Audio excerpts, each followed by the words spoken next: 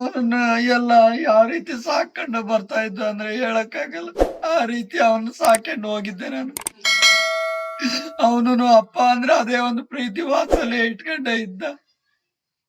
ಏನಕ್ಕೋಸ್ಕರ ಹೋದ ಅನ್ನೋದೇ ನಮ್ಗೆ ಅರ್ಥ ಆಗ್ತಿಲ್ಲ. ನಿಮ್ಗೇನಾದ್ರು ಹೇಳಿದ್ರ ಹೋಗ್ತಿದೀನಿ ಅಂತ?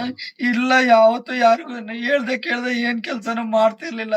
ಬಟ್ ಅವ್ರ ಅಮ್ಮನಿಗೇನೋ ವಿಡಿಯೋ ಕಾಲ್ ಮಾಡಿ, ಅಮ್ಮ ಫ್ರೆಂಡ್ಸ್ ಎಲ್ಲ ಹೋಗ್ತಾ ಇದಾರೆ, ನಾನು ಒಂಚೂರು ಹೋಗಿ ಬರ್ತೀನಿ ಅಂತ, ಸ್ಟೇಡಿಯಂ ನೋಡಿಲ್ಲ, ಸ್ಟೇಡಿಯಂ ನೋಡ್ಕೆ ಬರ್ತೀನಿ ಅಂತ ಏನೋ ಫೋನ್ ಮಾಡಿದಾನೆ. ಇಮಿಡಿಯೇಟ್ ನೆಟ್ವರ್ಕ್ ಕಟ್ ಆಗ್ಬಿಟ್ಟಿದೆ.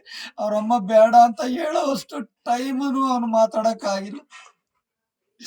ಒಂದ್ ಸ್ವಲ್ಪ ಹೊತ್ತಿಗೆ ಆಲ್ರೆಡಿ ಫೋನ್ ಸ್ವಿಚ್ ಆಫ್ ಆಗಿ ಹೋಗ್ಬಿಟ್ಟಿದೆ.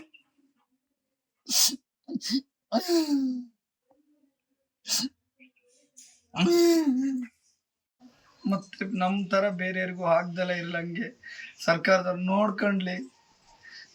ನಾವು ಈ 3 ದಿವಸದಿಂದ ನೋವನ್ನ ಅನುಭವಿಸ್ತಿರೋದು ಅದು ನಮಗೆ ಮಾತ್ರನೇ ಗೊತ್ತಿದೆ.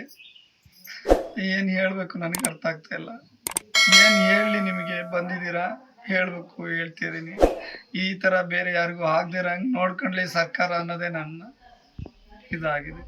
ಲೇಟೆಸ್ಟ್ ಹಾಗೂ ಇಂಟ್ರೆಸ್ಟಿಂಗ್ ಸುದ್ದಿಗಳಿಗಾಗಿ ಬಾಸ್ ಟಿವಿ ಕನ್ನಡ ಚಾನೆಲ್ನ ಸಬ್ಸ್ಕ್ರೈಬ್ ಮಾಡಿ. ಹಾಗೆಯೇ ಬೆಲ್ ಐಕಾನ್ ಪ್ರೆಸ್ ಮಾಡಿ.